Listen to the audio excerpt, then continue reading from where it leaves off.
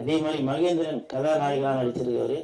ஒரு ஷாட்டில் டைரக்டர் வந்து அவருக்கு வந்து கட் பண்ணின்னு கொடுத்தாரு. கட் பண்ணின்னு கொடுத்தோன்னா சரின்னு அவர் வாங்கி போட்டார். பார்த்தானா ஆளை காணும்.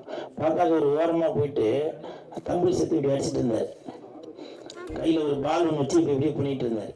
நான் போய்ட்டு என்ன ப்ரோ அப்படின்னு சொல்லி அவர் சொன்னார், இல்லைங்க இந்த மாதிரி கம்பெனின்னு போடுறோம், அப்போ ஆம்ஸ்லாம் தெரியணுங்க அப்படின்னு சொல்லி சொன்னேன். இது வந்து இல்லை நான் சிரிக்கிறதுக்காக சொல்லலாமா, நான் சிரிக்கிறதுக்காக சொல்லல, இது வந்து ஒரு டெடிகேஷன்.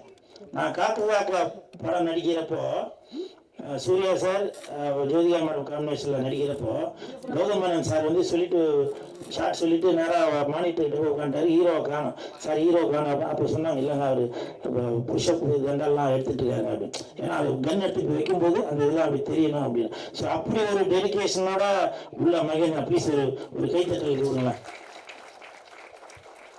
என்னை விட சீனியர் தான் மகேந்திரன், இருந்தாலும் அந்த டெடிகேஷன் எனக்கூட இல்லை. அது பாருங்க, அப்போ நம்ம ஒரு ஹீரோ அப்படின்றப்போ ஆடியன்ஸ் பார்க்குறப்போ நம்ம அதுக்கு ஒரு முன்னுதாரணமாக இருக்கணும் அப்படின்னு சொல்லி.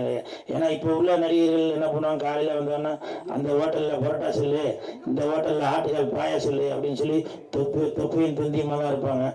ஸோ அப்படி இருக்கிற காலகட்டத்தில் இப்போ கூட அந்த சாங்கில் கூட பார்த்தீங்கன்னாக்க எனக்கு விஜய் சார் தான் ஞாபகம் வந்தார். ஸோ அந்த மாதிரிலாம் அவர் வந்து ஸ்டெப்பு போட்டிருந்தார். அவருக்கு மனமார்ந்த வாழ்த்துக்கள்.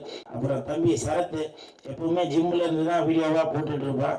இங்கே வந்து என்னென்னவோ போடுறான். நீ பரவாயில்ல, நீ வந்து அந்த சேனல்லேருந்து தான் வந்தேன்னு அடிக்கடி நிரூபிச்சுட்டு இருக்க.